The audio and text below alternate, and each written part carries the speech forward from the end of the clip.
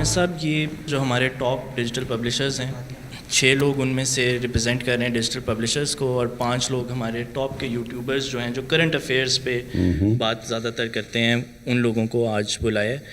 آپ کی لاسٹ ایک میٹنگ ہوئی تھی مارچ کے اندر، اور اس کے بعد کووڈ آ گیا تھا اور باقی سارے، تو یہ سلسلہ تھوڑا رک گیا تھا۔ تو یہ وہ لوگ ہیں جو تب نہیں آ سکے تھے، اور ہم نے ان سے پرومس کیا ہوا تھا کہ ہم ہر مہینے ایک سیشن رکھا کریں گے۔ میں یہ چاہوں گا کہ آپ تھوڑا سا ان کو بریف کر دیں، اور اس کے بعد ہم کوئکلی ان سب کا ایک ایک کویشچن سب سے لے لیں۔ اوکے، چلیں، بڑا اچھا ہوا آپ کا سب کا آنا، اور یہ بالکل ٹھیک کہتے ہو، میری پلیز ریگولرلی انٹریکشنز کروایا کریں۔ ایک تو سوشل میڈیا ایک ایسی فورس اب میڈیا میں آ رہی ہے جو کہ دنیا کو بھی پوری طرح سمجھ نہیں ہے کہ اس کی پاور کتنی ہے، اور آپ کے لیے بڑا امپورٹنٹ ہے اس ملک میں سمجھنا کہ ہمارا ڈائریکشن کیا ہے، ہم کیا کرنے کی کوشش کر رہے ہیں، ہمیں کیا کرنا چاہیے، کہ ہمارے پرابلمز کیا ہیں اس ملک کے۔ جتنا آپ کو ان چیزوں کی سمجھ آتی رہے گی، اپنا جو آپ کا جو ڈسکورس ہے، جو آپ کا راستہ ہے، اس پہ آپ لوگوں کو لا سکیں گے۔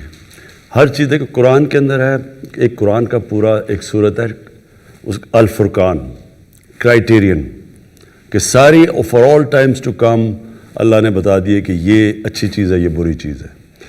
وہ اگر نہیں ہوتا، یا آپ کی زندگی میں اگر یہ کرائٹیرین نہیں ہوتا، تو پھر کوئی بھی چیز بری نہیں ہے۔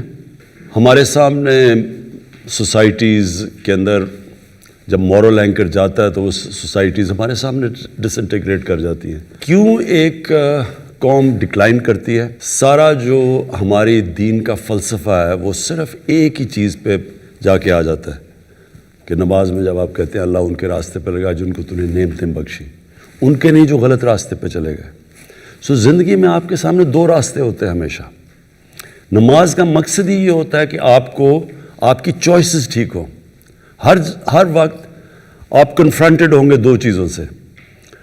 ایک لگتا ہے بڑا اچھا راستہ ہے، آسان راستہ ہے، شارٹ کٹ ہے، اس سے پیسے بن جائیں گے لوگ، اور دوسری طرف مشکل راستہ لگتا ہے۔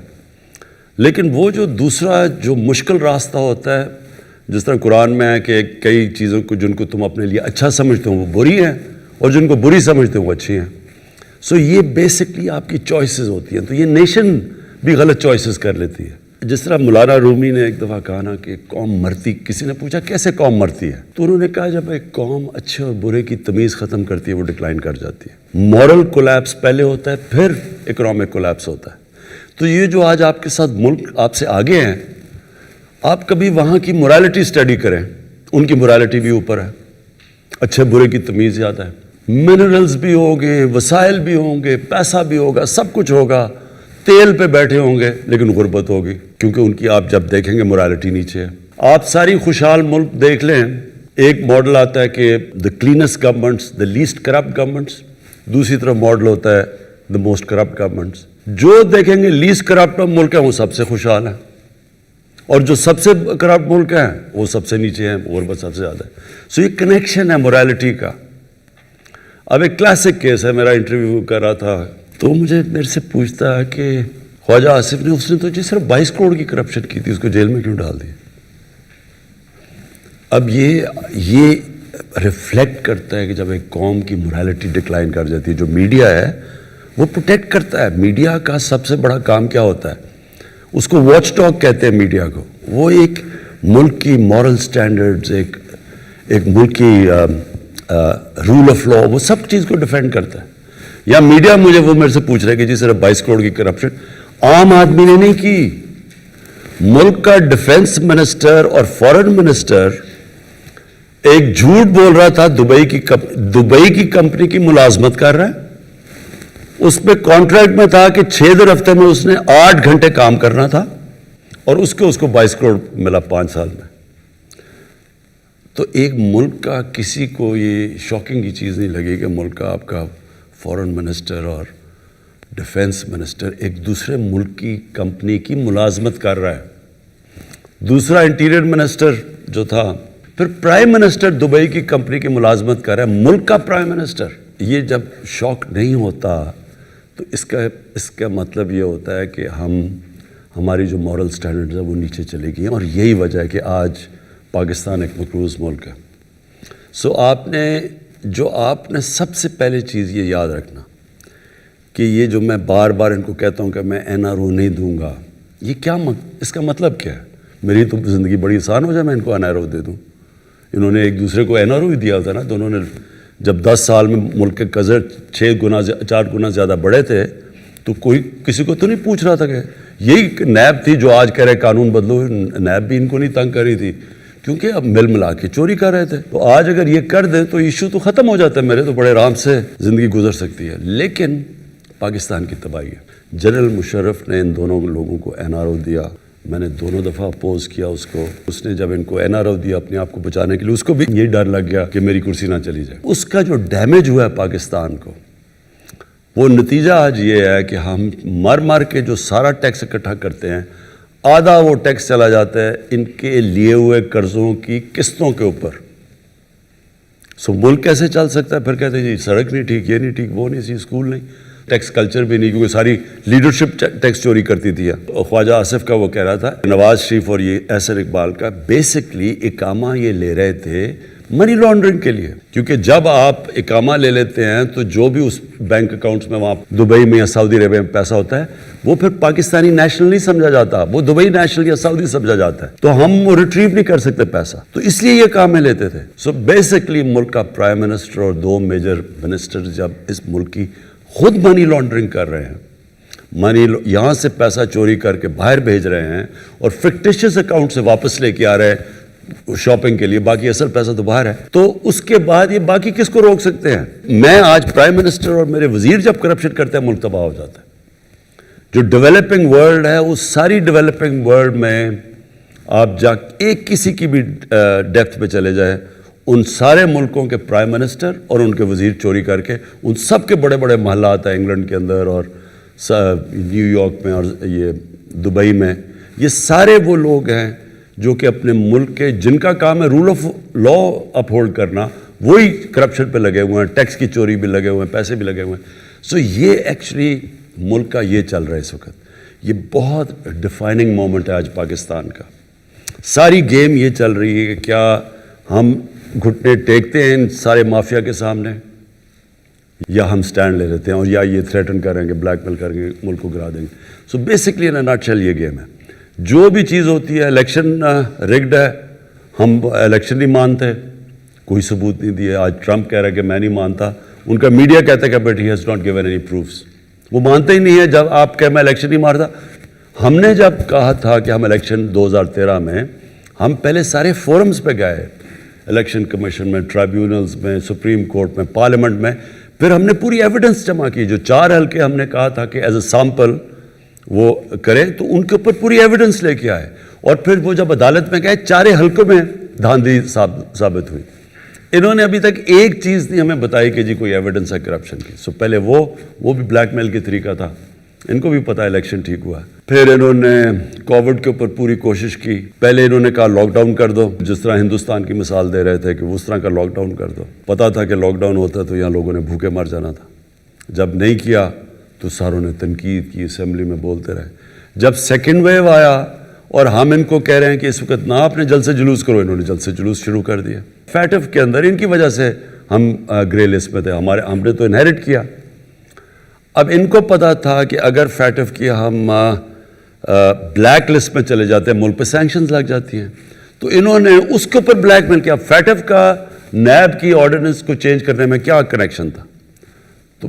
تو فیٹف کو انہوں نے استعمال کیا NRO لینے کے لیے. اوور کانفیڈنس میں ہو کے لکھ ہی دیا کہ یہ 34 سکے چینج کرو 38 میں سے، تو تب ہم فیٹف پہ ووٹ دیں گے. انٹرسٹنگ چیز یہ ہے کہ اتنے بے شرم ہیں. آصف زرداری کو نواز نے جیل میں ڈالا تھا 2 دفعہ، ہم نے نہیں ڈالا تھا. سارے کیسز ان دونوں کے دور میں ایک دوسرے پہ بنے ہوئے ہیں. ان کے اوپر انٹرنیشنل میڈیا نے ان کے اوپر کوریج جو ان کی پڑھ کے دیکھ لیں آپ، تو خیر بڑی ایزلی آپ گوگل کر سکتے ہیں کہ ان کے اوپر کتنی وہ کیپٹلز اکیلیز ہیل میں ان کے اوپر کیا کہا گیا ہے. اور وہ جو BBC کی 2 ڈاکیومنٹ زرداری اور نواز پہ ہیں، تو ان کی کرپشن تو انٹرنیشنلی ڈاکیومنٹڈ ہے.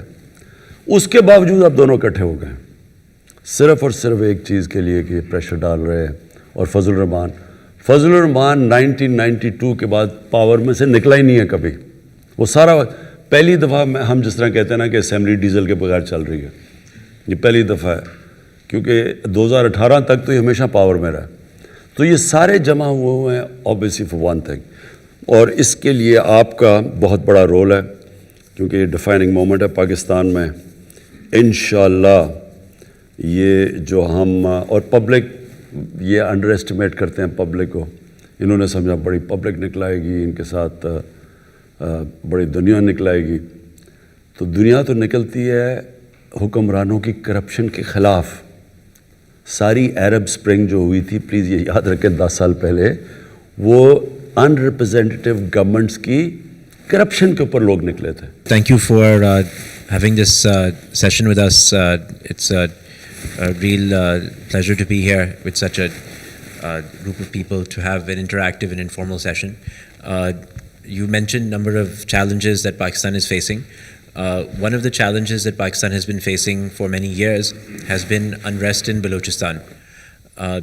Recently, there was the killing of the Hazara Shia, which has happened several times before. I think that it would be very interesting to hear you speak about the historical roots of the issue in Balochistan and what the government can do to improve the lives of Balochis in the future, and also to change the perception of Balochistan both nationally and internationally, because there are many different narratives about Balochistan, both in Pakistan and outside of Pakistan.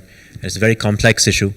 I think it would be very interesting if you could tell us your thoughts about it and your vision for the future of Balochistan and its relationship with the rest of the country. دیکھو بلوچستان میں نا یہ جو sectarianism ہے, اور یہ خاص طور پہ ہزاراز کے اگینسٹ جو شیعہ ہے, اس کی جینیسز ہے 80s کی, وہ جو افغان جہاد ہوئی تھی.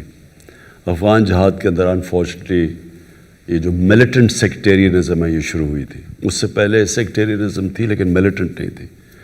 تو یہ بڑا انفارچونیٹ ہے کہ وہ گروپس بن گئے 89 کے بعد, جب وہ امریکنز گئے یہاں سے افغانستان سے, یعنی یہ جو ختم کر کے سوویٹس نکل گئے, تو وہ انفارچونیٹلی وہ جو ملیٹنٹ گروپس تھے وہ رہ گئے.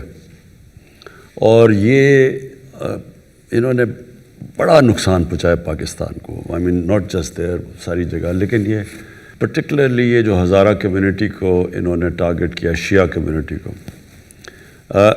جو اب ہوا ہے, یہ جو آئیسس نے کلیم کیا ہے, ہم سب کا یہ اوپینین ہے, ہماری سیکیورٹی ایجنسیز کا, کہ اب اس کو آئیسس کو بیک کر رہا ہے ہندوستان. ہندوستان کا سٹیٹڈ ایم ہے, یہ جو نریندر مودی کی حکومت ہے, پاکستان میں انتشار پھیلانا.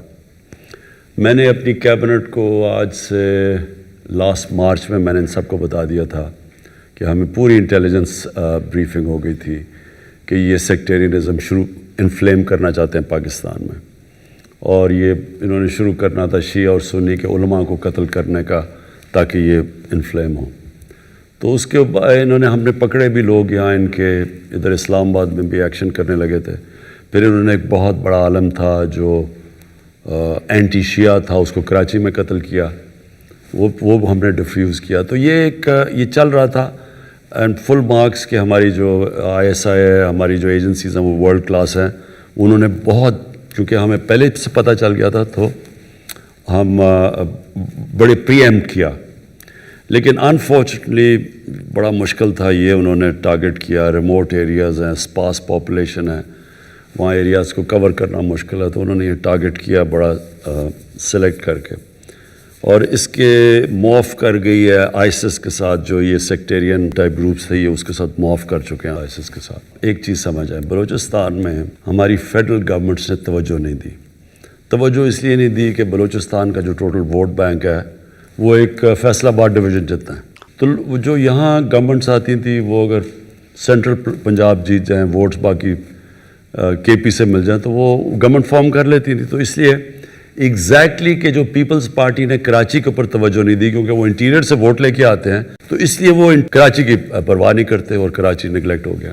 تو یہ بلوچستان کا سنڈروم تھا. اس کا دوسرا پرابلم یہ ہے کہ بلوچستان کے اندر جو ان کا جو سرداری سسٹم ہے, وہ بھی وہ ایک ایسا سسٹم بنا ہوا ہے کہ جب جو بھی پھر فیڈرل گورنمنٹ بنتی تھی, یہ پھر سردار اس کے ساتھ الائنس کر لیتے تھے. اب سردار جو الائنس کر لیتے تھے, ہوتا یہ تھا کہ جو ڈیولپمنٹ فنڈز وہاں کے لیے دیے جاتے تھے, وہ ان کے ذریعے خرچ کیے جاتے تھے, وہ نیچے تک پہنچتے ہی نہیں تھے. تو اس لیے وہاں لوگ غریب ہیں, اور سردار جو over a period of time وہ بہت پاورفل بن چکے ہیں. سو وہ سسٹم جو ہے وہ اس کی وجہ سے, اور بڑا ایریا بھی ہے, اور فیڈرل گورنمنٹ کی توجہ بھی نہیں رہی, اور ان کے جو اپنے پولیٹیکل جو پاورفل ان کے جو سردار تھے, انہوں نے بھی کبھی لوکل گورنمنٹ سسٹم نہیں ڈیولپ کیا. اس کی وجہ سے وہاں بڑا غربت ہے نیچے. سو اس کے ملٹیپل طریقے ہیں. ہم اب پہلی گورنمنٹ ہے جو پورا زور لگا رہے ہیں سوشو اکنامک ڈیولپمنٹ پہ بلوچستان پہ. ساؤتھ بلوچستان میں پہلی دفعہ بڑا پیکج دیا ہے, بٹ وہ ایریا بڑا ہے, اس کے لیے فنڈز بہت چاہیے ہیں, اور ہمارے پاس اس وقت اتنے فنڈز نہیں. اور اب بڑا اچھا چیف منسٹر آئے جو جام کمال ہے. سو ہم کوشش کر رہے ہیں کہ یہ جو پرانے ایک لیگیسی بنی ہوئی تھی اس کو ختم کریں. میرا نام جاوید اقبال ہے جی. میں ایک پریکٹسنگ سرجن ہوں. میں نے پاکستان سے بھی فیلوشپ کی, باہر سے بھی. میں قائد اعظم میڈیکل کالج بہاولپور سے ریٹائر ہوا ہوں ایز پرنسپل. تو میرا تو میڈیا سے اتنا ڈائریکٹ تعلق نہیں تھا, لیکن ریٹائرمنٹ کے بعد جب میں نے اپنا ایکسپیرینس شیئر کرنا شروع کیا related to training, teaching, grooming of people and parenting, تو مجھے نہیں اندازہ تھا کہ میڈیا کی اتنی پاور ہوتی ہے کہ ایک سرجن جو ہے اس کا چینل اتنا ہو جائے کہ وہ ملین تک پہنچ جائے اور لوگ اس کو رسپونڈ کرنا شروع کر دیں. شاید اسی لیے میں یہاں ہوں. تو اس لیے مجھے بڑی خوشی ہو رہی ہے. اور آپ کے جو ویژن میں سے ایک ویژن میرے لیے بہت انسپریشنل ہے, وہ ہے کہ آپ نے کہا تھا کہ میں ایک قوم بناؤں گا. میرا یہ خیال ہے کہ جب آپ کو گورنمنٹ ملی تو اتنے چیلنجز تھے اکنامک سارے, کہ فارملی وہ قوم بنانے والا جو کام تھا وہ اب کرنے کا ٹائم آ گیا ہے. میرے پاس ایک چھوٹا سا فریم ورک ہے جس سے بغیر پیسے خرچ کیے ہوئے ہم شارٹ ٹرم اور لانگ ٹرم آپ کے اس ویژن کو امپلیمنٹ کر سکتے ہیں. شارٹ ٹرم یہ ہے کہ سر ہماری جو سڑکوں پر لوگوں کو پتہ نہیں ہے کہ تھوکنا کیسے ہے, لوگوں کو پتہ نہیں ہے کہ لائن بنانی ہے, لوگوں کو پتہ نہیں ہے جو چھوٹے چھوٹے سوشل جو ایک لٹریسی ہوتی ہے, اس کے لیے 3 ایریاز ہیں. ایک ہماری سول ایڈمنسٹریشن, ایک ہمارا اسکول, ایک ہماری مسجد. ہم نے اس کی پاور کو بغیر پیسے سے یوز کر سکتے ہیں. فار ایگزامپل جس طرح آپ نے ہمیں بلایا ہے, آپ پورے پنجاب کے کمشنرز کو بلائیے اور بلا کے کسی ایکسپرٹ سے 2 صفحے کا ایک سوشل کیریکولم ڈیزائن کر لیجیے. جو ایکسپرٹ بنائیں گے تو اس کو ٹیکنیکل لرننگ آبجیکٹیوز کے حساب سے بنائیں گے. ان کمشنرز کو کہا جائے کہ آپ کی کمشنری میں جتنے لوگ موجود ہیں 15 دن کے اندر یہ پیغام ان تک پہنچنا چاہیے, اور ایک ماسٹر ٹرینر ان کو ٹرین کرے جو کہ اس کا ایکسپرٹ ہو. وہ جب واپس جائیں تو وہ اپنے تمام ہیڈ ماسٹرز کو بلائیں پرائمری اسکول کے, انہیں کہیں یہ 4 صفحوں کی باتیں ہیں, لائن بنانی ہے, یہاں تھوکنا نہیں ہے, السلام علیکم کہنا ہے, کھانستے وقت ہاتھ رکھنا ہے, and other those social literacy. تو اسکول کی اسمبلی میں آپ کی پہلی میٹنگ کے 10 دن کے بعد اسکول کے بچوں میں یہ بات پھیلنا شروع ہو جائے گی. نمبر 2, مسجد کے مولوی صاحبان کو بلائیں. وہ بہت آنرڈ فیل کریں گے اگر کمشنر صاحب اپنے لان میں ان کو چائے پہ بلائیں. انہیں کہیں جی کہ حدیث سے شروع کر کے ہر نماز کے بعد یہ 3 صفوں کا کیریکولم ہے. یہ ریاست پاکستان کے آپ ریپرزینٹیٹیو ہیں. مسجد ریاست پاکستان کا ایک ایک انسٹرومنٹ ہے, تو ریاست کا پیغام عوام تک پہنچائیے. 4 دن کے بعد ہر نماز کے بعد لوگ کہنا شروع کر دیں گے. اور تیسرا, سول ایڈمنسٹریشن, جتنی انجمن تاجران سارے وہ جو commissioner, deputy commissioner, assistant commissioner کی پوری ایک ٹرینڈ پڑھے لکھے لوگ موجود ہیں. 15 دن کے اندر پورے پاکستان میں نوائز لیول ہو جائے گا کہ یہ 10 کام ہم نے نہیں کرنے. اور 15 دن کے بعد آپ ٹی وی پہ آ کے آپ یہ کہیں گے ماشاءاللہ, جیسے تو آپ سنتے ہیں آپ کو کہ آج کوئی پولیٹکس پہ بات نہیں کرنی, آج میں نے یہ 3 ہفتے پہلے ہم نے یہ شروع کیا تھا. آپ کی ریسرچ ٹیم اس کا ایک ڈیٹا نکال کے دے کہ اس کا یہ امپیکٹ ہوا ہے, اور 1 مہینے میں شارٹ ٹرم لوگ کہنے لگ جائیں گے, اوے عمران صاحب نے کہا تھا نا آپ نے لائن بنانی ہے, لائن بناؤ, یہاں تھوکنا نہیں ہے کیونکہ وہ پتہ ہے فلاں بندے نے کہا تھا, اور یہ سارے میڈیا کے دوست اس کے اندر آپ کا ہینڈ بنیں گے. یہ تو ہے سر شارٹ ٹرم. لانگ ٹرم میں عرض کرنا چاہتا ہوں کہ ہمارے ملک کے اندر جو پیرنٹنگ کا ایریا ہے وہ بالکل ڈیفیشینٹ ہے. ایک 18 سال کے لڑکے کی 18 سال کی لڑکی سے شادی ہو جاتی ہے, کو اللہ اولاد دے دیتا ہے, لیکن ان کو ان کی پیرنٹنگ نہیں آتی, اور اسی نے آگے جا کے پوری نیشن بننا ہے. تو اس پیرنٹنگ کو کیسے ہم اپنے کیریکولم کے اندر انکلوڈ کریں جس سے جو ہمارے نئے بچے آ رہے ہیں ان کی تربیت ہو سکے. یہ ایک لانگ ٹرم پلان ہے جس پر بہت سارے ہوم ورک ہوئے ہیں. میرے کام کا سر جو سارا میں بھی پریکٹسنگ سرجن ہوں, آئی ایم لیپروسکوپک سرجن, لیکن ریٹائرمنٹ کے بعد اس پر میں نے کافی محنت کی ہے. آپ کی گفتگو میں ہمیشہ ایک ریفرنس ریاست مدینہ کا ہوتا ہے اور سیرت نبی کا ہوتا ہے. میں سر کالج آف فزن سرجن میں لیڈرشپ پڑھاتا ہوں اور سافٹ اسکل پڑھاتا ہوں. میں تمام چیزیں جو بیسیکلی ویسٹ کی ہیں ان کو جب ریلیٹ کرتا ہوں تو وہ اسوہ نبی صلی اللہ علیہ وسلم سے اس کا ریلیشن شپ مل جاتا ہے. جو کہ ویسٹ نے ریسرچ کر کے لی ہے وہ ہمارے پاس پہلے ہی ہمارے بزرگوں کے تحت موجود ہے. تو کسی طریقے سے جیسے آپ کو مبارک بھی سر, ہم سب کو بھی, کہ جو آپ نے سنگر کیریکولم ایڈ کیا ہے وہ 6ٹھی جماعت تک ناظرہ قرآن کا ہے. میری آپ سے یہ ریکویسٹ ہوگی کہ اس کے بہت ساری وائسز اس کے اگینسٹ ہوں گی, لیکن پلیز اس کو امپلیمنٹ کیجئے، جو کہ سارا ہوم ورک شفقت صاحب نے اور سب نے کیا ہوا ہے. اور قرآن وہ ایک ریفرنس ہے جس کے ذریعے سے وہ تربیت ہو سکتی ہے جو ریاست مدینہ کی تربیت ہے، نبی کریم صلی اللہ علیہ وسلم کے اسوہ سے ریلیٹڈ ہے. ریٹائرمنٹ تو صرف قبر میں ہی ہوتی ہے، اصل ریٹائرمنٹ انسان کو. ہمیں تو جو حدیث ہے کہ آپ علم سیکھتے ہیں جب سے پیدا ہوتے ہیں اور قبر میں جاتے ہیں، تو اٹ مینز علم سیکھنے کا مطلب اسٹرگل. آپ اسٹرگل کر کے علم سیکھتے ہیں نا، نہیں تو بیٹھے بیٹھے تو علم نہیں آتا. تو بیسکلی انسان کو تو بنایا اللہ نے اسٹرگل کے لیے، اور وہ سارا وقت جب تک اپنا ذہن استعمال کرتا ہے اور ذہن استعمال کرتا ہے پروڈکٹیولی، وچ مینس کہ سوسائٹی کا فائدہ کرواتا ہے، تو وہ اصل میں وہ کام کر رہا ہوتا ہے جو کہ جس کے لیے ہمیں اللہ نے پیدا کیا. دو چیزیں جی، ایک جو سوسائٹی کو، عام لوگوں کو احساس ہو کہ ہم ایک قوم کا حصہ ہیں، یہ جو ریاست ہے یہ ہمارا بھی پرواہ کرتی ہے. پرابلم یہ ہوتا ہے کہ جب چھوٹا سا طبقہ ایک ساری پریولیجز لے جاتا ہے اور باقی لوگوں کو ڈپرائیوڈ ہو جاتے ہیں، وہ قوم بن نہیں سکتی. یہاں جب کوئی آپ تاریخ اٹھا کے دیکھیں جو اوپر سے فتح کرنے آتے تھے اس ملک کو، ہندوستان کو، تو وہ کوئی راستے میں ایک دفعہ وہ وہاں اوپر سے پہاڑوں سے نکلتے تھے، وہ سیدھا پانی پت پہنچتے تھے. راستے میں رکاوٹ نہیں ہوتی تھی کیونکہ وہ قوم نہیں تھی. جو عام جو لوگ تھے ان کے کوئی نہ رائٹس تھے نہ کچھ تھے، فیوڈل سسٹم تھا. تو جو طاقتور تھا وہ سب کچھ تھا، نیچے کچھ نہیں تھا. تو وہ پھر کوئی لڑتا ہی نہیں تھا، کیونکہ آزادی کے لیے لوگ لڑتے ہیں نا. تو جب میرے پاس ہے ہی کچھ نہیں تو میں کیوں لڑوں گا؟ اگر سکھ میرے اوپر حکومت کر رہے ہیں یا مسلمان کر رہے ہیں، مجھے کیا فرق پڑتا ہے؟ مجھے تو کوئی کچھ نہیں دے رہا. سب سے امپورٹنٹ چیز یہ ہے ہمارا جو احساس پروگرام ہے کہ ہم نے اپنے نیچے سے لوگوں کو لفٹ کرنا ہے اوپر. اس کے لیے ایک بڑا میں انشاءاللہ ایمبیشس پروگرام لانچ کر رہا ہوں کہ پاکستان میں کوئی بھوکا نہ سوئے. یہ بڑا ہم آئی ٹی کا پورا استعمال کر رہے ہیں اور پورا ایک پروگرام ڈیولپ کر رہے ہیں کہ کیسے ہم پہلے ہاٹ سپاٹس پاکستان میں دیکھیں، کون سے علاقوں میں لوگ بھوکے ہیں، سارا پہلے ڈیٹا ڈیولپ کریں، پھر ملک کو موبلائز کریں کہ ہم کیسے ان سارے علاقوں میں جو کمزور علاقے ہیں کھانا پہنچائیں.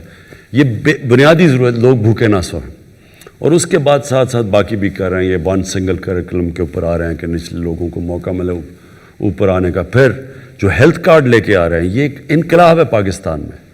کے پی میں اور پنجاب میں انشاءاللہ بائی اینڈ آف 21 ہر خاندان کے پاس ہیلتھ انشورنس ہوگی. یہ ایک ہیلتھ سسٹم کا انقلاب آنے والا ہے. جب ایک گاؤں کے ایک خاندان کے پاس ایک ہیلتھ کارڈ ہوگا تو وہ کسی بھی ہاسپٹل میں جا کے اپنا ہیلتھ کارڈ سے علاج کروا سکتے ہیں.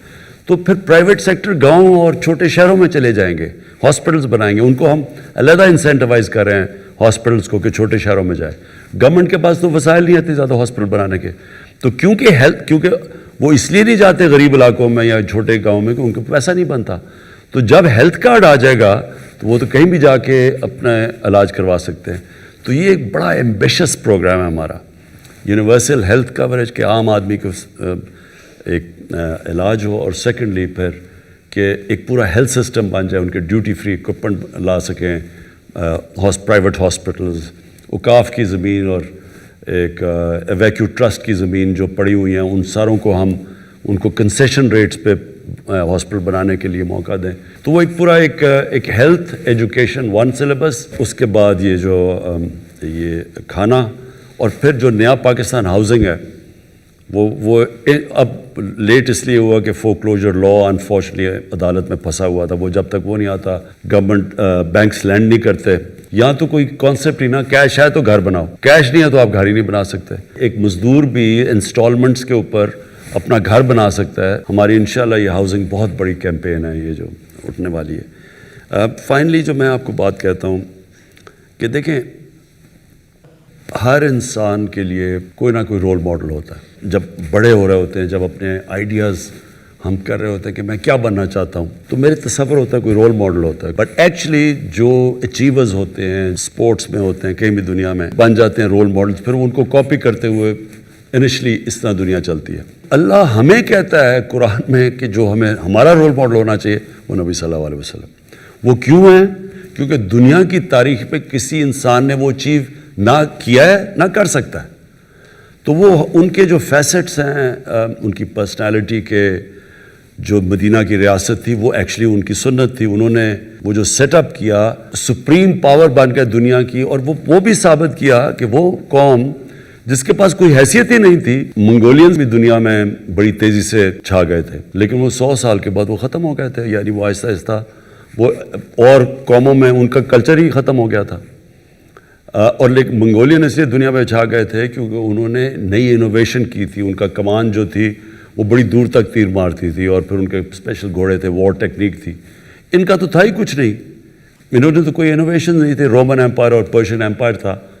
تو ان ایک دم یہ دنیا کے اوپر جو حاوی ہوئے ہیں, یہ ایک دنیا کی تاریخ کا ایک بڑا یونیک ایک فینومینا ہے جس کو لوگوں نے اسٹڈی نہیں کیا. میں حیران ہوں کہ کبھی یہ نہیں اسٹڈی کرتا, کیونکہ وہ مغرب تو نہیں اسٹڈی کرے گا اس کو, کیونکہ ان کے تو انٹرسٹ نہیں ہے. ہماری انٹلیکٹس نے کیوں نہیں اسٹڈی کیا کہ وہی عرب تھے, وہ ایک دم کنورٹ ہو گئے اور مدینہ ہجرت کی تھی 622 میں. 636 یعنی 13 سال کے بعد اور 14 سال کے بعد 2 سپر پاورز ان کے سامنے گر چکی تھی without any innovation any thing. تو وہ ایک فینومینا ہے, اس لیے قرآن ہمیں کہتی ہے کہ ان کی زندگی سے سیکھو. سو اصل میں ہی از دا رول ماڈل. جو آپ ابھی بات کر رہے ہیں نا, کیریکٹر بلڈنگ میں آپ جتنی ان کو اسٹڈی کریں گے, آپ وہ اچھا وہ جو دنیا میں ملک وہ چیزیں اڈاپٹ کرے گا وہ اوپر چلا جائے گا. جو بھی قوم وہ پرنسپلز پہ چلے گی وہ اوپر آ جائے گی. This is Bakhtavar Mahmood, Head of Strategic Communications at Pro Pakistani. First of all, thank you for giving an opportunity to an ordinary citizen of Pakistan to meet their Prime Minister of the state and ask him a question. Really appreciate it, never happened before. Sir, میرا سوال آپ سے tax collection system اور FBR reforms کے حوالے سے ہے. پچھلے 2-2.5 سال میں ہمارے جو ایک نوکری پیشہ طبقہ ہے یا مڈل کلاس جو لوگ ہیں, جن کا آلریڈی ٹیکس ڈیڈکٹ ہو رہا تھا, دے ور ویری مچ کنسرن کہ جی ٹیکس فائل کرنا ہے. لیکن یہ میسو اسکیل کے اوپر کب جائے گا؟ Like how long will it take for the FBR to create those reforms, and how long do you perceive کہ جو آپ کے پاس ایک ٹینجیبل چینجز جو ہیں وہ ہمیں کب دکھیں گے ان دا ٹیکس کلیکشن سسٹم؟ دیکھیں, جو ٹیکس مشینری ہے نا ہماری, وہ انفارچونیٹلی اب میں کیا ورڈ استعمال کروں, کرپٹڈ ہے, بہت کرپٹڈ ہے. اور وہ ہوئی ہے کرپٹڈ جب ایک ملک میں, جب میں شروع میں آپ سے بات کی تھی کہ جو مورل اتھارٹی ہوتی ہے وہ اوپر سے نیچے آتی ہے. سو نبی صلی اللہ علیہ وسلم نے مدینہ کے اندر ساری جو ویلیو سسٹم اوپر لے گئے تو سب چینج ہو گئے. تو جب آپ کے پاس یہ ٹوٹ بٹوٹ آ جائیں زرداری اور نواز شریف, تو سارے ملک کی مورالٹی کولیپس کر جاتی ہے.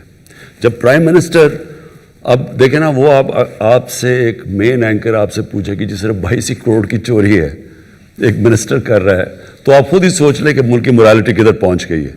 تو وہ اوپر سے شروع ہوتی ہے نیچے تک. سو ٹیکس سسٹم نے بھی, کیونکہ سب سے یہ امپورٹنٹ ہے, تو اس نے بھی افیکٹ تو ہونا تھا. اس کا کیور آٹومیشن ہے. جتنی ہم ٹیکنالوجی اس کے اندر لے کے آئیں گے, اور انفارچونیٹلی FBR نے ٹیکنالوجی آنے سے روکا, سیبوٹاج کی, کیونکہ وہ پیسے بناتے ہیں. تو اب ہم اس ٹیکنالوجی کی طرف جا رہے ہیں. لیکن آپ کو میں شاکنگ فگرز یہ دوں کہ ہمارے 22 کروڑ لوگوں میں سے صرف 20 لاکھ لوگ ٹیکس دیتے ہیں, دنیا میں سب سے کم ٹیکس. اور جو ہمارا 70% ٹیکس اکٹھا ہوتا ہے وہ صرف 3000 لوگ دیتے ہیں. سو 22 کروڑ لوگوں میں سے 3000 لوگ 70% ٹیکس دیتے ہیں. اور جو 20 لاکھ ہیں وہ ٹیکس فائلرز ہیں. اور ہم نے ابھی اب یہ ٹیکنالوجی کا استعمال کرتے ہوئے ہم نے ابھی دیکھا کہ ہمارے ملک میں اس وقت 3.5 کروڑ لوگ ہیں جن کے پاس گاڑیاں ہیں, جن کے پاس گھر ہیں, لیکن کوئی ٹیکس نہیں دیتے. تو وہ اب ہم ٹیکنالوجی کے ذریعے اس کی طرف جا رہے ہیں, کیونکہ فیوچر ہماری ٹیکس کلیکشن پہ ہے. جب تک ہم پیسے نہیں اکٹھے کرتے, ہمارے پاس ایک تو قرضے اتنے چڑھے ہوئے ہیں, اوپر سے ہم نے ایک ینگ پاپولیشن کو سروس کرنا ہے, وہ ہو ہی نہیں سکتا اس tax collection. This is Amar Ahmed from Urdu Point. First of all, sir, thank you for inviting us here. This is a very great initiative. Sir, میرا سوال الیکٹرک وہیکل پالیسی پہ ہے اور EV پالیسی پہ ہے. ہم دیکھ رہے ہیں فیول ڈریون کار سے دنیا الیکٹرک وہیکل پہ شفٹ ہو رہی ہیں, رائٹ؟ تو ہم باہر کے ملکوں میں دیکھتے ہیں ان کو ڈفرینٹ ٹیکس ریلیکسیشن دی جاتی ہیں, ان کو ٹول ایگزیمپشنز ہوتی ہیں. سر, تو پاکستان میں کیا ان کو ریلیکسیشن اور ایگزیمپشن دی جائیں گی, اور گورنمنٹ کی اس پرسپیکٹو پر کیا اسٹریٹجیز ہوں گی؟ ہم نے ابھی لے کے آئے ہیں اپنی الیکٹرک کار پالیسی، جس میں ہم انسینٹیوائز کر رہے ہیں، بلکہ پہلی وہ انہوں نے ابھی لانچ بھی کی ہے پہلی الیکٹرک کار پاکستان میں، اور مارچ سے بننی شروع ہو رہی ہیں یہاں. سو فیوچر یہ بالکل دیکھیں، ہمارے جو بڑے شہر ہیں ان کے اندر اس وقت پولوشن ایک ڈینجر لیول سے زیادہ اوپر چلی گئی ہے، اور فیوچر ہی ہماری اب یہ اسپیشلی بڑے شہروں میں تو اب ہم الیکٹرک کار چلانی پڑیں گے. اور انگلینڈ میں تو انہوں نے فیصلہ کر لیا 2030 میں ساری گاڑیاں الیکٹرک ہوں گے، تو وہ دنیا تو اس طرف جا رہی ہے. سر ہم آج کل دیکھتے ہیں جو فیول ڈریون کارز ہیں اسپیشلی پاکستان میں، ان میں پرائس ہائیک آیا ہوا، رائٹ؟ کیا جو الیکٹرک وہیکلز ہیں ان کو اتنی ٹیکس ریلیکسیشن دی جائیں گی کہ they will not be that much expensive? اللہ کا شکر ہے اس وقت ہمارے کافی لوگ انٹرسٹڈ ہیں، بڑی کمپنیز انٹرسٹڈ ہیں پاکستان میں سیٹ اپ کرنے کے لیے پلانٹس. تو یہ بڑی پازیٹیو چیز ہو رہی ہے، بڑی دیر کے بعد اچھی کمپنیز آ رہی ہیں. اب ہم کوشش یہ کر رہے ہیں کہ ہم بیلنس رکھیں، کیونکہ جو آٹو موبائل کے اندر انویسٹمنٹ ہے، اور اگر ہم کوشش کر رہے ہیں کہ پوری گاڑی یہاں بنے، انجن بھی، صرف اسمبلیز نہ ہوں، تو اس کے ساتھ جو ریلیٹڈ انڈسٹریز ہیں وہ بہت زیادہ ہیں، اور وہ بڑی امپلائمنٹ بھی پرووائڈ کرتی ہیں، اور وہ ہمارے موقع مل جاتا ہے کہ ہم اس کے ساتھ ساتھ اور بھی بہت چیزیں کریں اگر انجن بننا شروع ہو جائے. لیکن ہم یہ بھی اب ہماری پالیسی پہلی گورنمنٹ پاکستان میں آئی ہے جس کی انوائرمنٹ کے اوپر کوئی پالیسی پہلے تو کوئی پرواہ نہیں کرتا تھا انوائرمنٹ کی، تو اس کے اندر اب ہم جس طرح دیکھ رہے ہیں آگے ٹرینڈز ہمیں بالکل افیکٹ کرتا ہے. ہمارے شہروں میں جس لیول کی پولوشن پہنچ گئی ہے، ہمارے پاس الیکٹرک کم از کم شہروں میں الیکٹرک وہیکلز لانی پڑیں گے، اور ان کو انسینٹیوائز کریں گے. السلام علیکم سر، طارق متین. 2 چیزیں مجھے آپ سے پوچھنی ہیں. 2.5 سال آپ کی حکومت کو تقریباً ہو گیا. جو مجھے آپ کی گفتگو میں آپ کی حکومت کے ارادوں میں فرق نظر آتا ہے ایمبیشنز کے حساب سے، وہ ایک پولیٹیشین کا اور لیڈر کا فرق ہے. لیکن آپ کو لگتا ہے کہ اگلے 2.5 برس میں آپ اس فرق کو ٹرانسلیٹ کر سکیں گے اس پاور میں کہ ایک عام آدمی دوبارہ آپ کو ووٹ دے، کیونکہ اس وقت وہ عام آدمی رو رہا ہے؟ دوسری چیز ہمیں ایک فرق نظر آتا ہے، کیونکہ وہ احساس کے جو فلسفی ہے وہ اس کے تحت اس وقت وہ پریشانی میں. دوسری چیز علی وزیر کو دیکھ لیں، ہم میاں نواز شریف کو دیکھ لیں، فضل الرحمان کو دیکھ لیں، یا اس وقت جو پی ڈی ایم کے پولیٹیشنز ہیں وہ اداروں کے خلاف جس طرح کی زبان استعمال کر رہے ہیں، اس طرح کی زبان استعمال کرنے پر ماضی میں الطاف حسین صاحب کی مثال لے لیں یا کچھ اور لوگوں کی، ان کے خلاف بہت سخت اقدامات کیے گئے. ان کے خلاف اس رستے پر ہم کیوں نہیں جا رہے؟ یہ ایک عام آدمی آج سوال کر. دیکھیے، جب تک آپ چیز یہ سمجھیں گے نہیں نا پاکستان کا پرابلم تھا کیا اور اب تک گورنمنٹ کدھر پہنچی ہے، وہ ایکچولی جب تک آپ وہ پرابلم سمجھیں گے نہیں، بڑا مشکل ہے لوگوں کو ایکسپلین کرنا. کیونکہ انفارچونیٹلی اپوزیشن کی اتنی زبردست انہوں نے پہلے دن سے کیمپین چلائی ہوئی ہے کہ ملک تباہ ہو گیا. ملک تو تباہ ہو گیا تھا جب ایک ملک کا ریکارڈ خسارہ ہو، یعنی ریکارڈ پاکستان کا فسکل ڈیفیسٹ ہو، ریکارڈ کرنٹ اکاؤنٹ یعنی بیرونی خسارہ، ریکارڈ بورڈ ڈیفیسٹ ہو، اور پھر ریکارڈ قرضے ہوں، تو وہ ملک کے تو حالات برے ہیں نا. آپ سمپل یہ لیں اکنامک جارگن ہوتی ہے، fiscal deficits, micro economics, but simple لے لیں کہ ایک ملک کے گھر کی طرح ہوتا ہے. سمپل یہ سمجھنا، آپ کو لوگوں کو سمجھانا کہ گھر کے اندر اگر آپ کو کوئی گھر چھوڑ کے جائے اور اس کا سب سے زیادہ خسارہ چھوڑ جائے، اور وہ سارا وقت گھر پاس کبھی کوئی لوگ پیسے مانگنے آ رہے ہیں، کوئی کرایہ دار آ رہا ہے، کوئی سبزیوں والا آ رہا ہے، تو اس کے پاس اس کی آمدنی کم اور خرچہ زیادہ ہو، تو وہ کیا کرے گا شارٹ ٹرم میں؟ کوئی بھی دنیا کے اندر گھر، کوئی بھی ملک بڑے مشکل وقت سے نکلے گا. ہمارے سچویشن میں کوئی بھی دنیا میں ملک ہو، وہ کیا کرتا؟ پہلے سکویز کرے گا اپنے خرچے.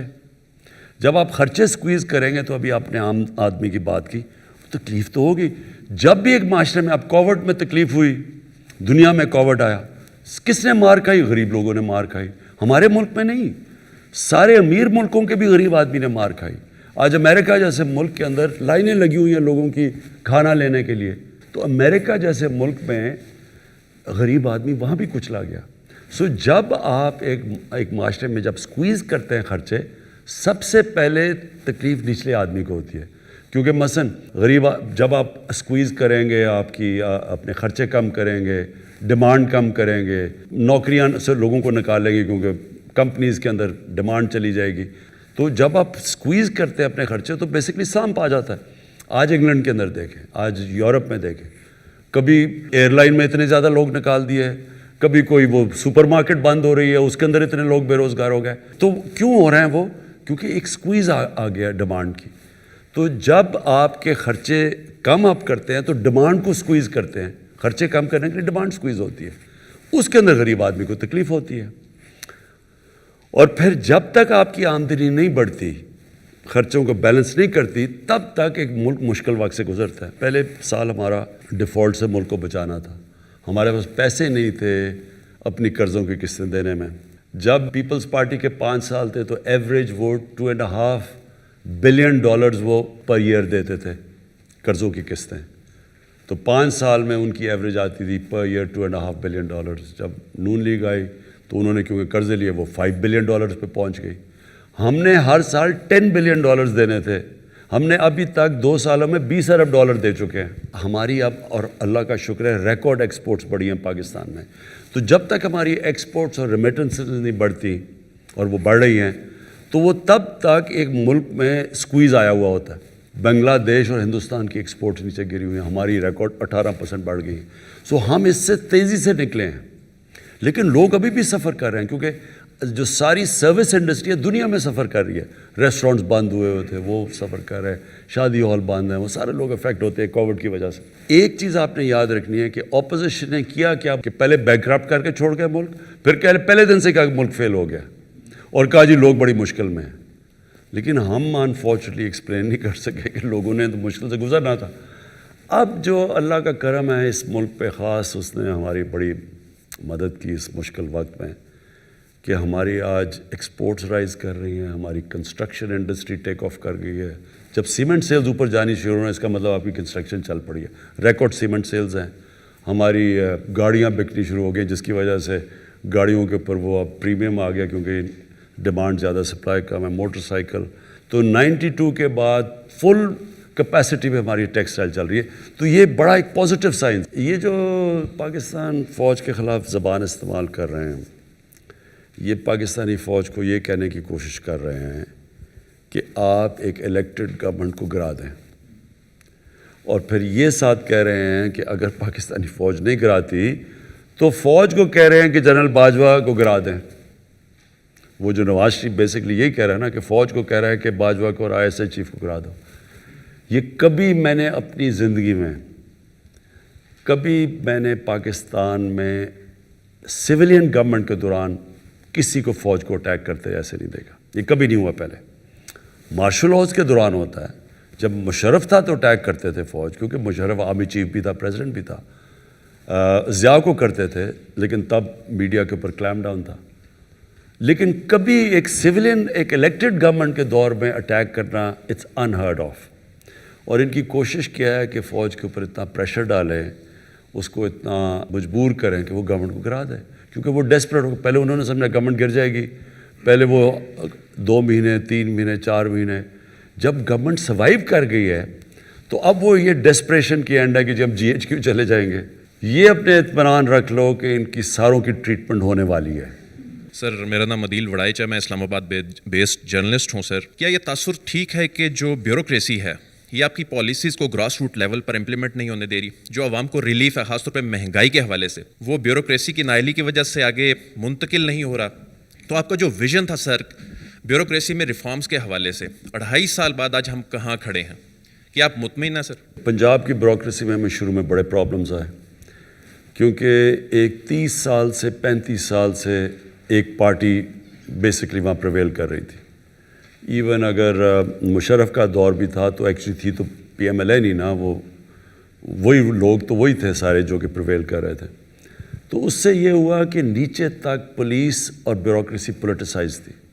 ہم جب KP کے اندر جب ہماری گورنمنٹ آئی تو حالانکہ ANP صرف 5 سال سے پاور میں تھی, لیکن اس کے باوجود 2 سال لگے بیوروکریسی کو رسپونڈ کرنے میں ہمارے ساتھ, کیونکہ شروع میں ہمیں بھی پرابلمز آئے ان کے ساتھ, کیونکہ ان کی پینیٹریشن ایفیلیشن ہو جاتی ہے نا بیوروکریٹس کی, اوپر پروموشنز آ جاتی ہیں پولیٹیکل بیسس پہ, وہ پھر ان کی لائلٹیز چینج ہو جاتی ہے.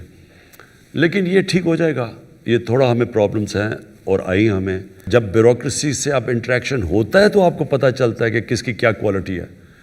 تو اس لیے فریکوینٹ چینجز بھی ہوتے ہیں. مجھے کہتے ہیں جی اس کو چینج کر دیا, اس کو چینج کر. چینج تو جب تک ہمیں آپٹیمم پرفارمنس نہیں ملے گی چینجز تو ہوتے رہیں گے. لیکن مجھے زیادہ کانفیڈنس ہے جو اب خاص طور پہ پنجاب کی بیوروکریسی ٹھیک چل رہی ہے, اور ریفارمز بہت لے کے آ رہے ہیں, لے کے بھی آئے ہیں. چھوٹی چھوٹی ریفارمز آتی رہتی ہیں کہ کیسے ہم اس کو جو بیوروکریٹک سٹرکچر ہے اس کے اب انکریزنگلی اسپیشلائزیشن کے اوپر ان کو جانا چاہیے. دنیا میں بیوروکریسی اسپیشلائز کر رہی ہے, ہمارے ابھی جرنلسٹ ہیں.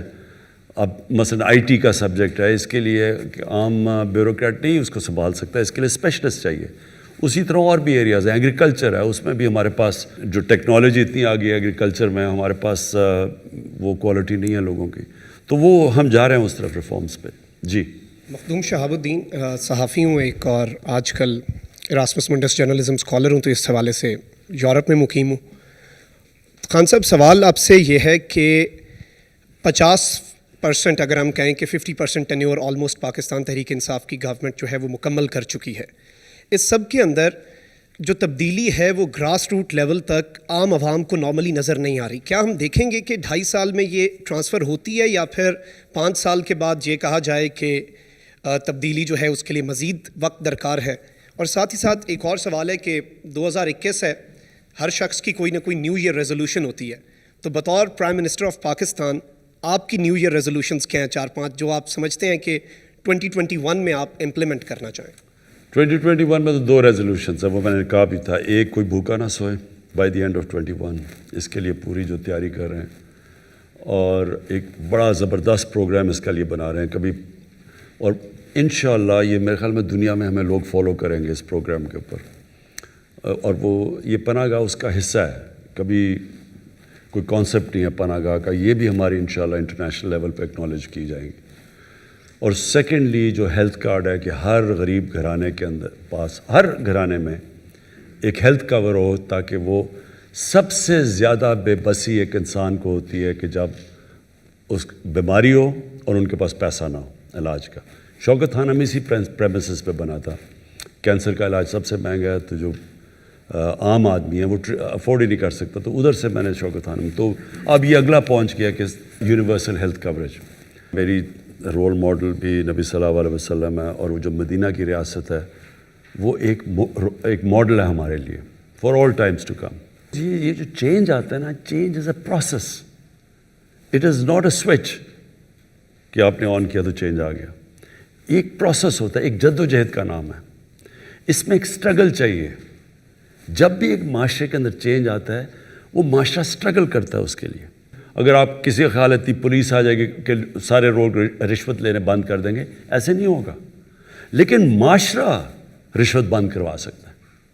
جب ایک قوم فیصلہ کر لیتی ہے نا کہ ہم نے یہ ہمارے ویلیوز ہیں, پھر چینج آتا ہے معاشرے میں. قرآن کی آیت ہے, اللہ کہتا ہے کبھی میں کسی قوم کی حالت نہیں بدلتا جب تک وہ قوم خود اپنی حالت بدل کی کوشش نہ کرے. یہ بڑی امپورٹنٹ چیز ہے سمجھنے کی. کرپشن تب ختم ہوتی ہے ایک معاشرے میں جب ایک معاشرے کرپشن کو ان ایکسیپٹیبل کر دیتا ہے. یہ نہیں کہتا کہ جی صرف 22 کروڑ کی ہے. سنگاپور ہمارے سامنے ہے, میری زندگی کے اندر وہ چینج ہوا ہے. ہوا کیا کہ mid 60s کے اندر لی کوان یو آ گیا, آؤٹ اسٹینڈنگ ان کا پرائم منسٹر, ایماندار تھا خود. تو اس نے آہستہ آہستہ وہاں اپنی اسٹینڈرڈ سیٹ کی, کرپٹ پریکٹسز ایکٹ لے کے آیا. انہوں نے ایک سٹنگ منسٹر کو کرپشن میں پکڑا تو لوگ ڈر گئے. پھر ایک فضا بنا دی سنگاپور میں کہ اس کے 15 سال کے رول کے بعد جب ایک منسٹر پکڑا گیا کرپشن میں تو اس نے خودکشی کی, کیونکہ اس کو پتا تھا سنگاپور میں اب میری زندگی ختم ہو گئی ہے. سو جب معاشرہ ایک کرپشن کو ان ایکسیپٹیبل کر دیتا ہے تب ختم ہوتی ہے. لا انفورسمنٹ اکیلی سے نہیں ختم ہوتی. معاشرہ جب ریئلائز کرتا ہے کہ جب ایک معاشرے میں کرپشن آتی ہے تو یہ سارے معاشرے کو تباہ کر دیتی ہے. ایک کینسر ہے جو پریزیڈنٹ شی جن پنگ ہے, اس کی جو سب سے بڑی چیز ہے, یہ بڑا پاپولر آدمی ہے, اس کی جو سب سے بڑی پاپولیرٹی کی وجہ ہے کہ 7 سالوں کے اندر 450 وزیروں کو اس نے جیلوں میں ڈالا ہے کرپشن پہ. سو یہ اگر ایسے نہیں اوپر جا رہی چائنا, انہوں نے کلیم ڈاؤن کیا ہے. پاکستان کے اندر جو پروسیس ہے چینج کا شروع ہو گیا. لوگ ریئلائز نہیں کرے چینج تو شروع ہو گیا. چینج تو شروع ہوا ہے جب کہ سارے بڑے بڑے ملک کے ڈاکو جیلوں سے اندر باہر جا رہے ہیں. یہ پہلے تو کوئی نہیں جا رہا تھا. پہلے تو کوئی کانسیپٹ, کیا پہلے یہ چوری نہیں کر رہے تھے جب 4 گنا قرضہ بڑھ رہا تھا تو کوئی ان کو پوچھ نہیں رہا تھا. آج ان ساروں کے چکر لگ رہے ہیں, نیب کے باہر کوئی اندر جا رہا ہے کوئی باہر آ رہا ہے. اور اس کے علاوہ ایک سٹنگ گورنمنٹ کے 2 وزیروں کو نیب نے پکڑ لیا, حالانکہ ان کی کرپشن ہمارے دور کی نہیں, وہ کہہ رہے جی 12-13 سال یا 15 سال پہلے انہوں نے کچھ کیا تھا, ہمارے دور کی نہیں, پھر پکڑ کے اندر رہا. سو ایک ملک کے اندر پہلی دفعہ ایک شوگر مافیا جو سارے ملک کا ٹاپ طاقتور لوگ بیٹھے ہوئے ہیں شوگر انڈسٹری میں, پہلی دفعہ ان کے اوپر انکوائری ہوئی, ان کے کیسز بن گئے, FBI میں کیسز چلے گئے, ان کو FIA میں ان کے ہو گئے. کوئی سوچ بھی نہیں سکتا تھا. تو چینج تو شروع ہو گیا ہے. بہت شکریہ سر صدیق جان. سر ایک تو آپ نے اس نے کم وقت میں سب سے زیادہ کابینہ کے اجلاس کیے, سب سے زیادہ as a prime minister T V interviews دیے, ڈیجیٹل میڈیا کے ساتھ ہی آپ کا 5واں انٹریکشن ہے. اور اگر ہم آپ کے وہ انیشیٹو جو صرف آپ نے اناؤنس نہیں کیے بلکہ جو شروع ہو چکے ہیں, کوئی بھی اس کو دیکھنا چاہے تو دیکھ سکتا ہے. یہ بہت سارے ہیں. ٹیکسٹائل میں, کنسٹرکشن میں انقلاب آیا. لوگ کہہ رہے ہیں کہ 70 سال میں کنسٹرکشن کے حوالے سے وہ اقدامات نہیں ہوئے جو آپ نے کیے. ماحولیاتی دہشت گردی کے خلاف امین اسلم اور 60 سال کے بعد 2 بڑی ڈیمز بن رہی ہیں. جی سر, 2 60 سال پہلے 2 بنی تھی, اب بن رہی ہیں. جی سر. وہ اصل میں نے یہاں تو کیونکہ وزیر اعظم بھی ایسے ہیں جو پرچی پہ لکھ کے لاتے تھے, تو میں نے کہا میں بھی لکھ لوں. میں نے وہ ساری چیزیں لکھی ہوئی ہیں جو آپ کے انیشیٹو ہیں. نہیں, آپ اس وزیر اعظم سے بہت زیادہ ذہین ہیں. سر بہت شکریہ. سر آپ یہ 10 ارب درخت, شہد, زیتون, سٹیزن پورٹل, ہیلتھ کارڈ ابھی ڈی جی خان ڈویژن اور سہیوال ڈویژن میں اظہر مشوانی نے ٹویٹ کیا ہوا تھا کہ اسی ماہ سب کو مل جائیں گے. بہت زیادہ انیشیٹو ہیں. احساس پروگرام کے 64 پروگرام, کامیاب جوان پروگرام, بہت ساری چیزیں ایسی ہیں جو ابھی تک ہوئی نہیں ہیں یا ہوئی ہیں تو لوگوں کو پتہ نہیں ہے یا شروع ہونے والی ہیں. میرا سوال سر یہ ہے کہ اس 2.5 سال میں ایک پرسیپشن جو بن گئی 7 سے 11 بجے تک ٹاک شوز دیکھنے کے بعد, وہ یہ بن گئی ہے کہ یہ ایک ناکام ترین حکومت ہے, کچھ بھی نہیں ہو رہا. اور اس میں آپ کے جو منسٹرز ہیں, دیکھیں وزیر اطلاعات ہے شبلی فراز صاحب, PDM ایک بات کرتی ہے تو صرف شبلی فراز صاحب کا بنتا ہے کہ یہ اس کو ریئیکٹ کریں, اس کا جواب دیں. آپ کے 11 لوگ جو ہیں وہ اپنے ان کے میڈیا سیل ہیں, وہ ٹویٹ کرتے ہیں, پھر چینلز کو کہتے ہیں خبریں چلائیں. آپ کا ایک منسٹر جب اپنی کارکردگی پہ آ کے بات کرنے لگتا ہے 15 منٹ وہ اپنی وزارت کا بتاتا ہے.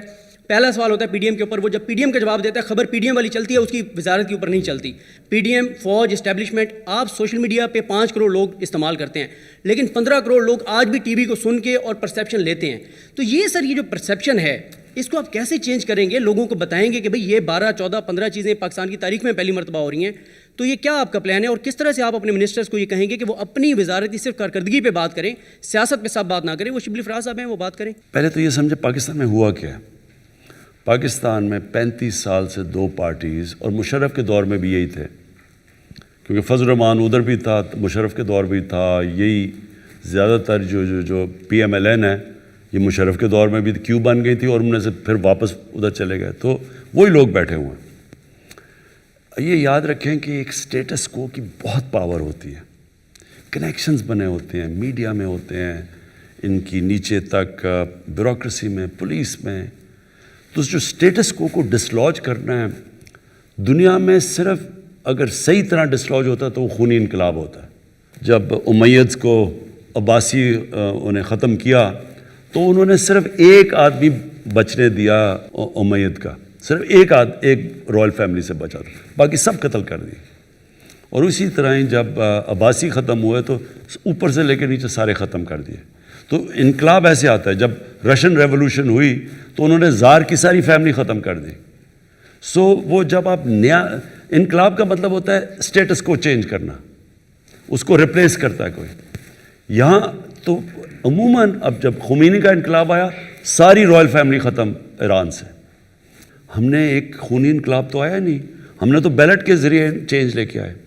اب چینج تو آ گئی, ہماری گورنمنٹ آ گئی, لیکن سارے کنیکشنز ان کے پرانوں کے بھی 30 سال کے بنے ہوئے ہیں, میڈیا میں بھی ہیں. اور میڈیا میں انفارچونیٹلی کیونکہ یہ 2 پاور میں رہے تھے, انہوں نے میڈیا کے زیادہ تر لوگوں کو کنونس کر دیا ہے کہ کرپشن کوئی بڑی چیز ہی نہیں ہے, ساری دنیا میں ہوتی ہے. حمزہ شریف کئی بچوں کو تقریر کر رہا تھا, کہتا بچوں کرپشن ہوتی ہے, ساری دنیا میں ہوتی ہے. یعنی ایکسیپٹیبل کر دیتے ہیں کرائم کو, اس لیے وہ ہمارا میڈیا بھی اس کو برا نہیں سمجھتا. سو یہ جب ایک پوری طرح سٹیٹس کو جب آپ اوپر سے تو ان کو ڈسلوج کر دیا, وہ تو بھاگ گیا باہر, لیکن اندر تک ان کے لوگ بیٹھے ہوتے ہیں, کنیکشنز ہیں. اب میں آپ کو مثال دیتا ہوں. مہاتر محمد, اگر کوئی بھی مسلمان دنیا کا سٹیٹسمن میں کہوں گا نا, وہ مہاتر محمد تھا. ملیشیا کو چینج کر دیا اس نے. $500 یا $600 پر کیپٹا تھی جب وہ آیا, $9,000 پر چھوڑ کے گیا.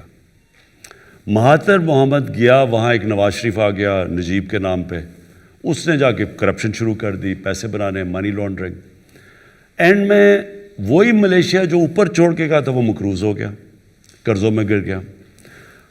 اور مہاتر محمد کو سارے وہاں ون پارٹی سسٹم تھا, وہی ایک ہی پارٹی بیٹھی ہوئی تھی, ایک دوسری پارٹی بنائی اور انہوں نے مہاتر کو ہیڈ کروایا اور انہوں نے اس کو شکست دے دی. جو مہاتر, جس پارٹی کا مہاتر خود تھا اور چھوڑ کے گیا تھا, اس سے دوسری پارٹی ایک مہاتر نے بنائی اور اپنی پارٹی جس کا وہ کرپٹ آدمی تھا اس کو شکست دے دی.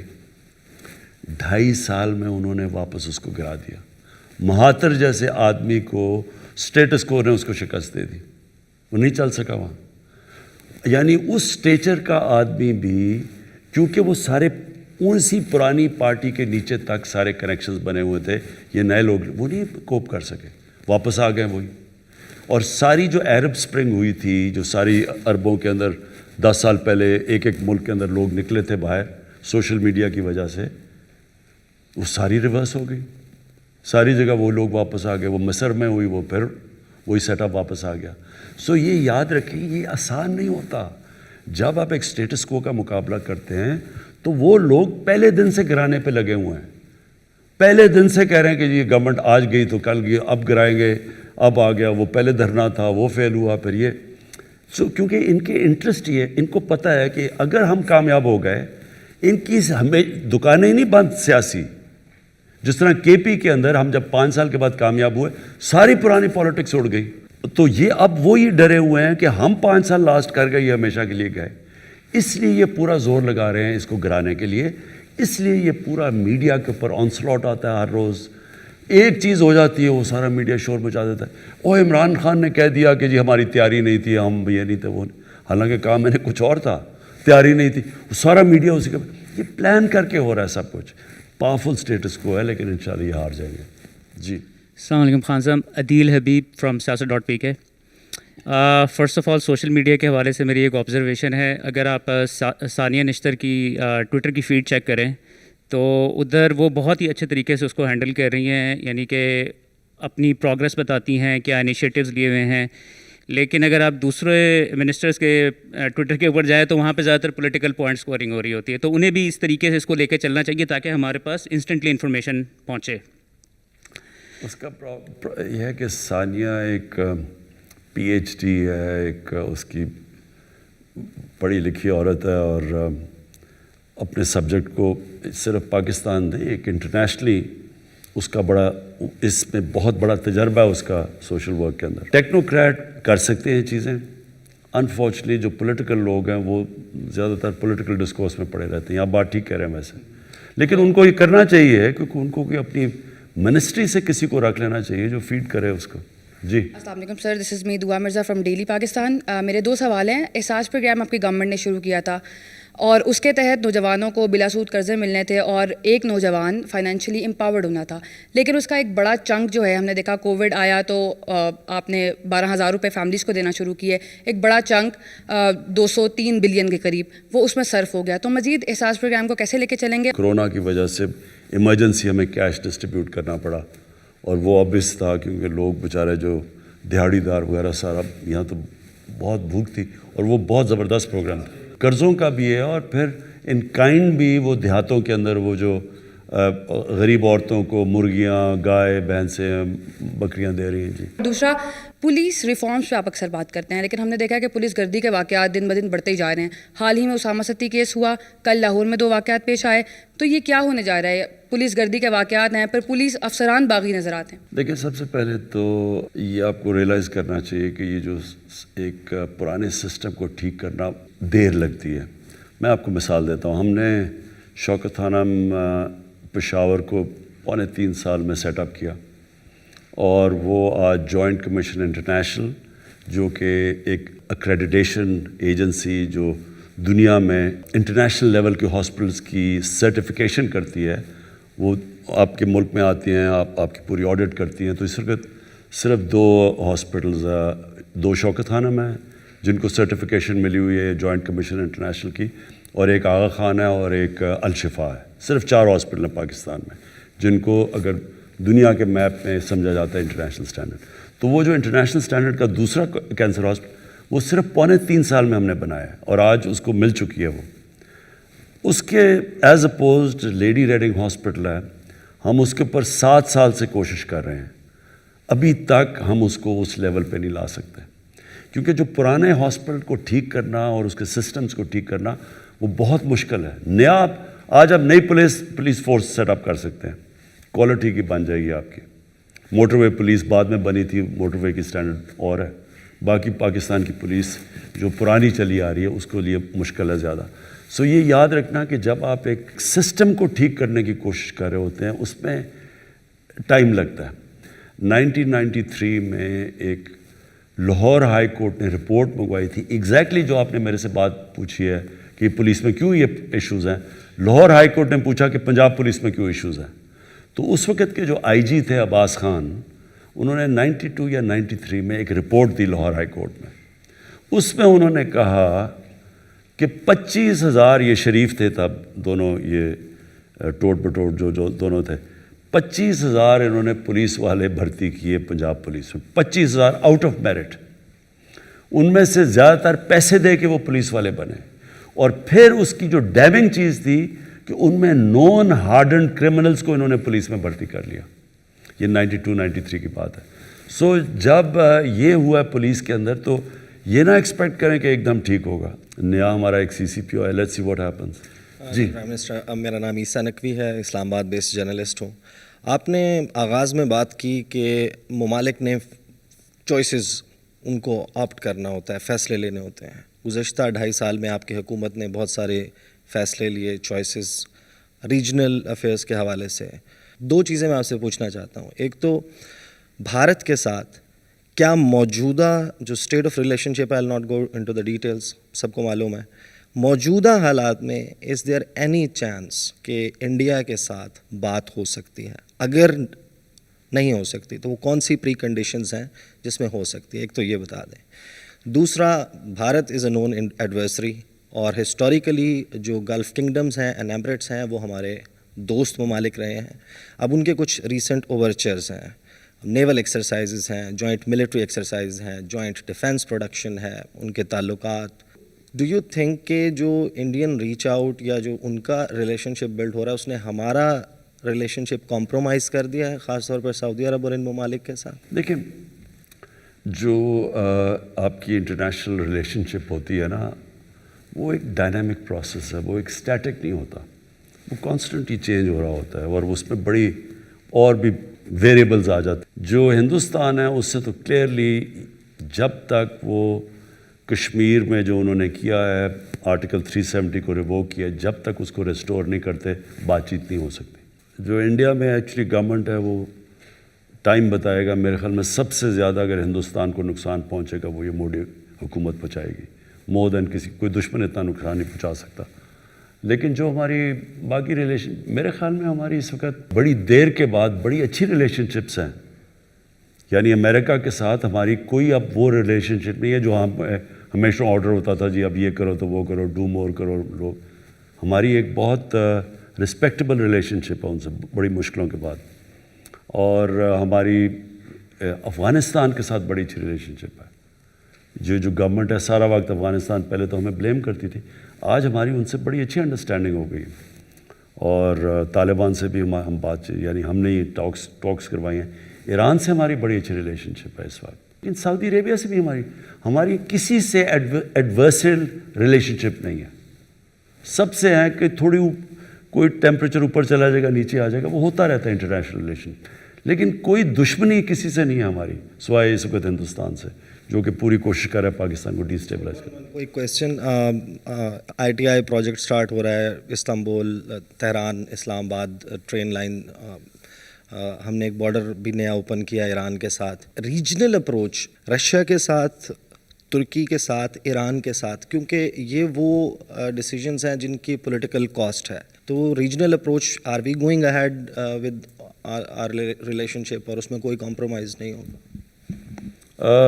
ہماری ٹرکی سے تو خیر بہت اچھی ریلیشن شپ ہے, اور ایران سے پہلے ہماری اوبیسلی ہماری جو لاپ سائڈ ریلیشن شپ تھی. اس لیے ایران سے بڑی ایک شروع میں اتنی ایسی ریلیشن شپ نہیں تھی جو آج ہے. آج ہماری بڑی اچھی انڈرسٹینڈنگ ہے. پرابلم یہ ہے کہ ایران کے اوپر سینکشنز لگی ہوئی ہیں.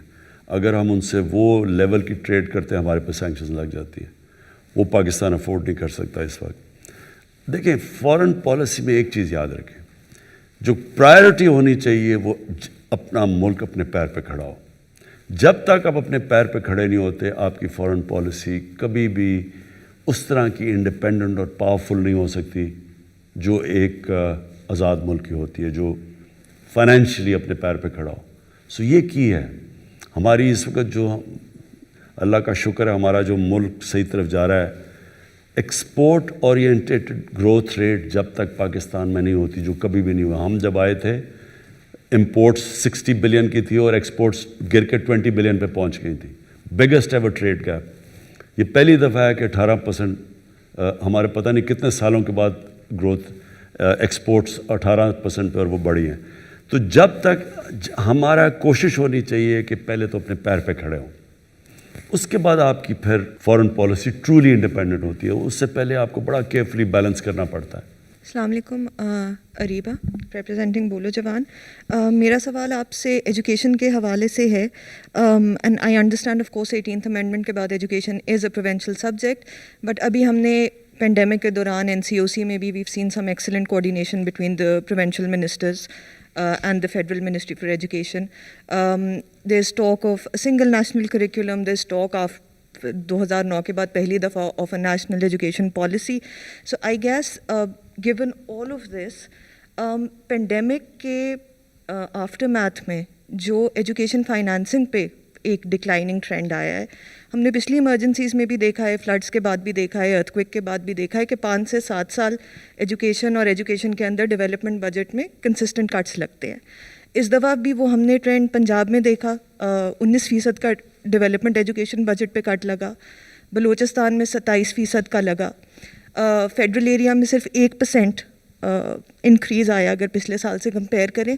And probably the most disturbing aspect is کہ اس وقت شاید خیبر پختونخوا سب سے اچھا کر رہا ہے, گیون کہ ان کا 43% انہوں نے اپنا ایجوکیشن ڈیولپمنٹ بجٹ میں انکریز لے کر آئے, لیکن اس کے باوجود جو ایک بڑا حصہ ہے ایجوکیشن بجٹس کا وہ نان ڈیولپمنٹ ایکسپینڈیچرز پہ جا رہا ہے.